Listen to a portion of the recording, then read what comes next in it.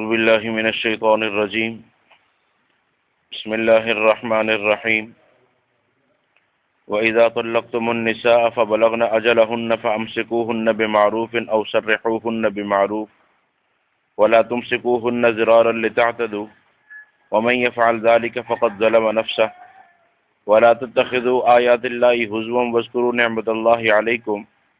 وَاذْكُرُوا نِعْمَةَ اللَّهِ عَلَيْكُمْ وَمَا أَنزَلَ عَلَيْكُمْ مِنَ الْكِتَابِ وَالْحِكْمَةِ يَعِظُكُمْ بِهِ وَاتَّقُوا اللَّهَ وَاعْلَمُوا أَنَّ اللَّهَ بِكُلِّ شَيْءٍ عَلِيمٌ وَإِذَا طَلَّقْتُمُ النِّسَاءَ اور جب تم طلاق دو اپنی عورتوں کو فَبَلَغْنَ أَجَلَهُنَّ تو وہ پوری کرے اپنی عدت کو اپنی مدت کو فَأَمْسِكُوهُنَّ بِمَعْرُوفٍ تو روک لو ان کو قاعدے کے مطابق أَوْ سَرِّحُوهُنَّ بِمَعْرُوفٍ یا ان کو آزاد کر دو دستور کے مطابق وَلَا تُمْسِكُوهُنَّ اور نہ روکو ان کو ضراراً تکلیف پہنچانے کے لیے لِتَعْتَدُوا تاکہ تم حد سے تجاوز کرو وَمَنْ يَفْعَلْ ذَلِكَ جس نے ایسا کیا فقط ظلم نفسہ تحقیق اس نے اپنی جان پر خود ظلم کیا وَلَا تَتَّخِذُوا آیَاتِ اللَّهِ هُزُوًا اور نہ بنو اللہ تعالیٰ کی آیات کو مذاق وَاذْكُرُوا نِعْمَةَ اللَّهِ عَلَيْكُمْ اور یاد کرو اللہ کی ان نعمتوں کو جو تم پر ہوئی وَمَا أَنزَلَ عَلَيْكُمْ مِنَ الْكِتَابِ وَالْحِكْمَةِ اور وہ جو اس نے اتاری تم پر کتاب اور حکمت یعظکم بہ اس کے ذریعے تمہیں نصیحت فرماتا ہے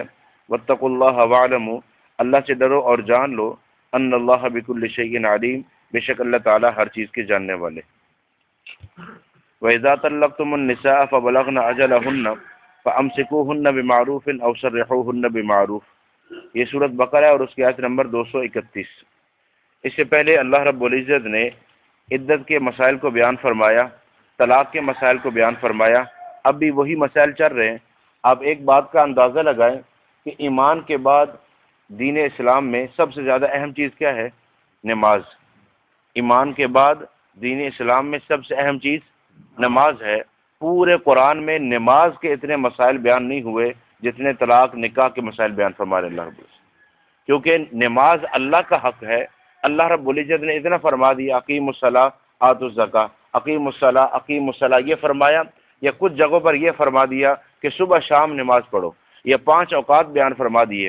مسائل کیا ہیں، فرائض کیا ہیں، کھڑے کیسے ہونا ہے، رکوع کیسے ہے، سجدہ کیسے ہے، رکعات، یہ ساری امام الانبیاء صلی اللہ علیہ وسلم پر چھوڑ دیا کہ آپ اپنی امت کو سکھائیں گے۔ لیکن یہ مسائل جن کا تعلق افراد کے ساتھ تھا، لوگوں کے ساتھ تھا، خاندانوں کے ساتھ تھا، اسے اللہ خود بیان فرما رہے ہیں۔ اس سے اندازہ لگائیں کتنی اہمیت کے یہ مسائل۔ تو کل کی آیات میں جو مسائل گزرے اس میں ایک مسئلے کی وضاحت پوچھی گئی ہے۔ یہ اللہ نے فرمایا تھا فَإِن طَلَّقَهَا فَلَا تَحِلُّ لَهُ مِن بَعْدُ حَتَّى تَنكِحَ زَوْجًا غَيْرَهُ کہ اگر مرد تیسری طلاق بھی دے دے اس کے بعد یہ عورت اس کے لیے کبھی حلال نہیں ہوگی جب تک کہ وہ کسی اور مرد سے نکاح نہ کر لے۔ ٹھیک ہے جی۔ اب اس کا حکم اتنا سارا ہے کہ اگر 3 دفعہ مکمل ہو چکی ہے، طلاق مغلظہ ہو گئی ہے، طلاق بدعت ہو چکی ہے، اس کے بعد وہ عورت عدت گزارے گی۔ عدت گزارنے کے بعد وہ اپنی مرضی سے کہیں نکاح کرے یا اس کے گھر والے کہیں طے کر دے اور نکاح ہو جائے، پھر اس کے بعد وہ اپنی مرضی سے طلاق دے دے۔ نہ تو یہ طے کیا جائے، نہ یہ بتایا جائے، نہ یہ کہا جائے، اور نہ اس بات کا پابند کیا جائے، اپنی مرضی پر اسے چھوڑا جائے۔ وہ خود یا اس کے گھر والے کہیں نکاح طے کرتے ہیں، پھر وہاں ہو جاتا ہے، وہاں کوئی نباہ کی صورت نہیں بنتی، یا وہاں سے اس کو طلاق ہو جاتی ہے یا اس کا خامند فوت ہو جاتا ہے۔ اس کے بعد فرمایا اگر پہلا خامند اس سے نکاح کرنا چاہتا ہے اس کی اجازت ہے۔ حلالے کا مطلب صرف اتنا سارا تھا۔ لیکن اب سینٹر بنا لینا، ایسا بیٹھ جانا اور اس کا نام یہ رکھ لینا، اور پھر لوگوں کے آنے کے بعد ان کو کہنا کہ آپ اتنے پیسے ادا کرو ہم یہ کریں گے، اور پھر اس کا انتظام کرنا، یہ سارا وہ ہے کہ ترمذی شریف میں رسول اللہ صلی اللہ علیہ وسلم نے فرمایا حلالہ کرنے والے بھی لعنت ہے، حلالہ کرانے والے پر بھی لعنت۔ کہیں بھی آپ کے دل ارادے میں ابھی ایسی بات ہے کہ میں نے اتنے وقت کے لیے نکاح کرنا ہے اور اس کو چھوڑنا ہے، اس کو شریعت نے صراحتاً حرام قرار دیا۔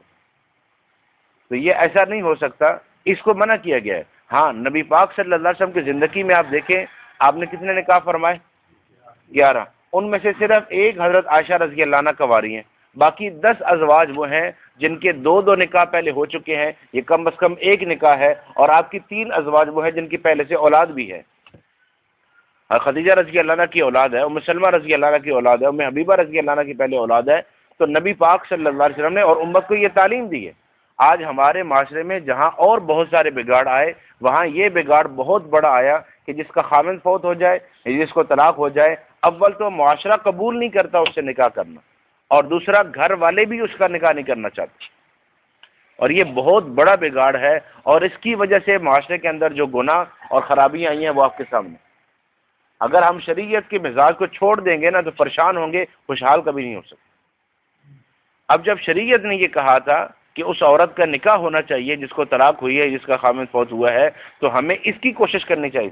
اب معاشرہ اس کی کوشش کرتا ہے کہ وہ اپنے گھر ہی بیٹھے، اور پھر یہ کہ اولاد ہے، خدیجہ رضی اللہ عنہ کی اولاد، ام سلمہ رضی اللہ عنہ کے 4 بچے ہیں، اس کے بعد نبی پاک صلی اللہ علیہ وسلم سے، اور انہوں نے یہ کہا تھا یا رسول اللہ صلی اللہ علیہ وسلم، میں ایک تو میری عمر زیادہ ہو گئی ہے تو میں آپ سے نکاح کیسے کروں، اور دوسرا میری اولاد ہے، تو آپ نے فرمایا جب مجھ سے نکاح ہو جائے گا تو وہ اولاد پھر میرے ذمہ ہوگی نا، وہ اولاد پھر میرے ذمہ آئے گی۔ اور پھر عجیب بات دیکھیں کہ ام سلمہ رضی اللہ عنہ کے نکاح کے گواہ ان کے اپنے بیٹے ہیں جی۔ تو یہ جو شریعت کا مزاج تھا، اگر اس کو سمجھیں گے، اس پہ چلیں گے تو اس کا انشاءاللہ فائدہ ہوگا۔ تو حلالے کا شرعی نقطہ اتنا سا رہی ہے کہ اس کی طلاق ہو گئی یا اس کا خامند فوت ہوا، وہ کسی طلاق ہونے کے بعد، طلاق مغلظہ کے بعد وہ کسی اور سے نکاح کرے، وہ خامند فوت ہو جائے یا طلاق دے، اپنی مرضی سے، طے نہ ہو، پیسے نہ رکھے جائیں، وقت کا تعین نہ ہو، اس بات کے لیے پابند نہ کیا گیا ہو۔ اب باقاعدہ ایسے سینٹر بنائے گئے ہیں یورپ میں کہ جہاں لکھا ہوتا ہے کہ آپ کو یہ سہولت بھی حاصل ہے، وہاں لوگ آ کر بتاتے ہیں کہ ہماری یہ بیٹی ہے یا ہماری یہ بہن ہے یا یہ بچی ہے، پھر اس کے بعد کسی بندے کا انتظام ہونا، پھر ان سے پیسے لینا، اور پیسے بھی تھوڑے بہت نہیں، 10,000 پاؤنڈ ہے، ٹھیک ہے جی، پھر انتظام کرنا اور اس کے بعد اس کے حوالے کر دینا، یہ جی حلالہ ہو گیا، استغفر اللہ العظیم، ٹھیک ہے جی، یہ بات سمجھ گئے؟ اب سمجھیے گا، وَإِذَا طَلَّقْتُمُ النِّسَاءَ، فرمایا جب تم اپنی عورتوں کو طلاق دے دو، فَبَلَغْنَ أَجَلَهُنَّ، تو وہ اپنی مدت قریب عدت پوری کر رہی ہوں، فَأَمْسِكُوهُنَّ بِمَعْرُوفٍ أَوْ سَرِّحُوهُنَّ بِمَعْرُوفٍ، اگر تم نے رکھنا ہے تب بھی دستور کے مطابق، چھوڑنا ہے تب بھی دستور کے مطابق۔ الفاظ سنیے گا آگے والے، وَلَا تُمْسِكُوهُنَّ ضِرَارًا لِتَعْتَدُوا، ان کو تکلیف دینے کے لیے، یہ حد سے بڑھنے کے لیے فرمایا روکنا نہیں ہے کہ میں نے ایک دفعہ دیا ہے اب میں اسے روک لیتا ہوں تاکہ پھر اس کو تکلیف دوں، پھر اس کو ٹارچر کروں، پھر اس کو طلاق دوں۔ فرمایا اگر یہ نیت ہے نا تو ایسا نہ کرنا، وَمَن يَفْعَلْ ذَلِكَ فَقَدْ ظَلَمَ نَفْسَهُ، یہ کرنے کے بعد تم اپنی جان پہ ظلم کرو گے، اس پر نہیں۔ اور ظلم ایک ایسا عمل ہے، ایک ایسی برائی اور گناہ ہے جس کا وبال دنیا میں انسان حاصل کر کے آگے جاتا ہے۔ آپ بے شک دیکھ لیں جن لوگوں نے ظلم کیا ہے کسی بھی انداز سے کسی پر، وہ دنیا کے اندر اللہ نے ان کو عبرت بنایا ہے، پھر قیامت میں جو عذاب ہوگا وہ تو اس کے علاوہ ہے۔ تو فرمایا یہ ظلم کے معنی میں چلا جائے گا اگر تم اس لیے روک رہے ہو کیونکہ نکاح تمہاری مرضی سے نہیں، اللہ کے حکم سے ہو رہا ہے، اللہ کے نام لینے سے ہو رہا ہے۔ اب روکنا ہے تو عمدہ طریقے سے روک لو، اور اگر چھوڑنا ہے تو اس کی بھی تمہیں اجازت ہے، لیکن چھوڑو ایسے عمدہ طریقے سے۔ رسول اللہ صلی اللہ علیہ وسلم نے حضرت زید رضی اللہ عنہ کو فرمایا، زید بن حارثہ رضی اللہ عنہ کو، کہ زینب کو طلاق دے دو، جو نباہ نہیں ہو سکا، 1 سال گزر گیا، طلاق ہو گئی، معاملہ ختم ہو گیا۔ اب رسول اللہ صلی اللہ علیہ وسلم نکاح فرمانا چاہ رہے ہیں ان سے، تو آپ نے حضرت زید رضی اللہ عنہ کو بھیجا، جا کر میری طرف سے نکاح کا پیغام دو۔ اب وہ نکاح کا پیغام لے کے گئے ہیں نبی پاک صلی اللہ علیہ وسلم کی طرف سے۔ تو طلاق کے بعد بھی ایسے معاملات نہ ہو کہ خاندان آپس میں لڑ رہے ہیں اور جھگڑ رہے ہیں اور ایک دوسرے کے سامنے نہیں آ سکتے، فرمایا چھوڑنا ہے دستور کے مطابق۔ کیسے چھوڑنا ہے؟ ایک مسئلہ پہلے گزر چکا ہے کہ اگر تم نے چھوڑنا ہو تو جو حق مہر دیے ہے واپس نہیں لے سکتے، حق مہر واپس، فلا تحل له من بعد، وہ تمہارے لیے حلال نہیں ہے اس کے بعد کہ تم واپس لو اسے، کوئی چیز بھی نہیں لے سکتے، سارے کا سارا اس کے ہی ہے۔ دوسرا فرمایا جو اگر وہ عدت تمہارے گھر میں گزار رہی ہے اس کا خرچہ اٹھانا، اس کو رہائش دینا، اس کو وہاں رہنے دینا، یہ بھی تمہارے ذمہ ہے۔ تیسرا جب وہ جا رہی ہو تو فرمایا کم از کم 1 جوڑا کپڑے اسے لازمی دے دو، یا کوئی بھی اچھا سا تحفہ دے دو، اور اگر یہ نہیں تو 1 سوٹ لازمی دے کر اس طرح رخصت کرنا ہے۔ اور اگر تم نے روکنا ہے تو اس کی بھی اجازت ہے، لیکن سورۃ طلاق میں فرمایا باقی اس پر 2 گواہ قائم کرو، فَأَشْهِدُوا ذَوِي عَدْلٍ مِّنكُمْ وَأَقِيمُوا الشَّهَادَةَ لِلَّهِ، 2 گواہ آنے چاہیے اس پر کہ تم نے رجوع کر لیا۔ 2 گواہ کیوں چاہیے؟ اس لیے کہ تم رجوع کر لے ہو، اور عورت یہ کہے کہ اس نے رجوع نہیں کیا تھا، پھر کیا کرو گے؟ تو تمہارے پاس گواہ ہوں گے تو وہ بتائیں گے کہ نہیں اس نے رجوع کر لیا تھا۔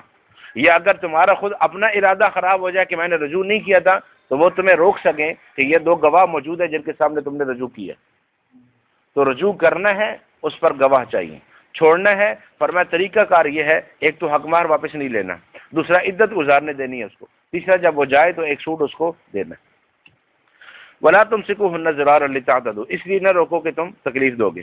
ومن یفعل ذلک فقد ظلم نفسہ، جس نے ظلم کیا یا ایسا کیا تو اس نے اپنی جان پر ظلم کیا ہے۔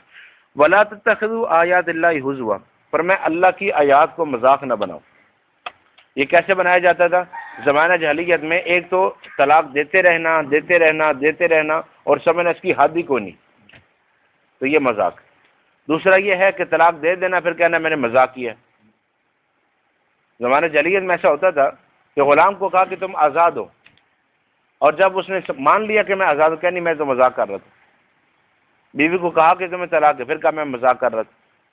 تو نبی پاک صلی اللہ علیہ وسلم نے فرمایا یہ تین چیزیں مذاق میں بھی ہو جائیں گی، نکاح بھی ہو جائے گا، طلاق بھی ہو جائے گی، عتاق بھی ہو جائے گا۔ نکاح بھی اگر دو لوگ میاں بیوی مرد عورت دو لوگوں کے سامنے اقرار کرتے ہیں، کہتے ہیں یہ میری بیوی ہے، وہ کہتے ہیں میرا شوہر ہے، نکاح ہو گیا، بے شک خطبہ نہیں پڑھا گیا، تقریب نہیں تھی، شعر گانے نہیں تھے، نکاح ہو گیا۔ اسی طرح اس نے مذاق میں طلاق دی ہے تو طلاق ہو گئی۔ اگر کہا یہ غلام آزاد ہے تو وہ آزاد ہو گیا۔ اور تیسرا فرمایا ایک حدیث میں ابو ہریرہ رضی اللہ عنہ سے، طلاق بھی، نکاح بھی اور رجعت بھی مذاق میں بھی ہو جاتی ہے۔ نکاح کیا ہے مذاق میں ہو گیا، ٹھیک، طلاق دی ہے تو وہ بھی ہو گیا، رجوع کیا ہے تو وہ بھی ہو گیا۔ ولا تتخذوا آیات اللہ ہزوا، فرمایا اللہ کی آیات کو مذاق نہ بنو۔ واذکروا نعمت اللہ علیکم، اللہ کی نعمتوں کو یاد کرو جو اللہ نے تم پر کی۔ وما انزل علیکم من الکتاب والحکمت یعظکم بہ، جو اللہ نے تمہیں کتاب دی ہے، جو سنت دی ہے اور اس کے ذریعے اللہ نے تمہیں نصیحت کی ہے۔ بار بار اللہ یاد دلا رہے ہیں کہ تمہاری زندگی قرآن و سنت کے مطابق ہونی چاہیے۔ اگر یہ ہوگی تو تمہاری دنیا بھی سنورے گی، تمہاری آخرت بھی سنورے گی، تم سارے احکامات پہ عمل کر رہے ہوگے۔ اور واتقوا اللہ واعلموا ان اللہ بکل شیء علیم، اللہ سے ڈرو اور جان لو کہ وہ ہر چیز کا جاننے والا ہے۔ کوئی اور گواہ ہے یا نہیں، کوئی اور جانتا ہے یا نہیں، لیکن ہر بات اللہ کے علم میں ہے۔ کئی ایسے سارے واقعات آئے کہ رات کو میاں بیوی میں جھگڑا ہوا، انہوں نے ایک دوسرے کو طلاق کا معاملہ کر دیا، اور صبح وہ دونوں انکار کر رہے ہیں کہ طلاق نہیں ہوئی۔ ایک دفعہ بیوی کہتی ہے کس نے مجھے رات طلاق دی ہے، وہ کہتا ہے میں نے نہیں دی ہے، میں نے یہ لفظ کہے تھے، میں نے یہ۔ اب یہاں اخلاقاً ضروری ہے اس بیوی پر، اگر وہ یہ جانتی ہے کہ اس نے وہ الفاظ کہے تھے تو اللہ کو حاضر ناظر رکھ کر یہ سمجھ جائے کہ اب میں اس پر ہمیشہ کے لیے حرام ہو گئی۔ لیکن گواہ نہیں ہے، اب رات کو گواہ کہاں سے تلاش کریں گے آپ؟ ٹھیک، اللہ تو جانتے ہیں کہ اس وقت تم نے کیا کہا۔ اور عام طور پہ ایسا ہو رہا ہے کہ جی گواہ نہیں ہے، الفاظ کا پتہ نہیں تھا کہ الفاظ کیا کہے تھے، یا اس وقت میں غصے میں تھا، اور جی مجھے مسئلہ نہیں پتہ تھا کہ مسئلہ اصل میں کیا ہے۔ تو مسئلہ پتہ پہلے کرنا ہے یا بعد میں؟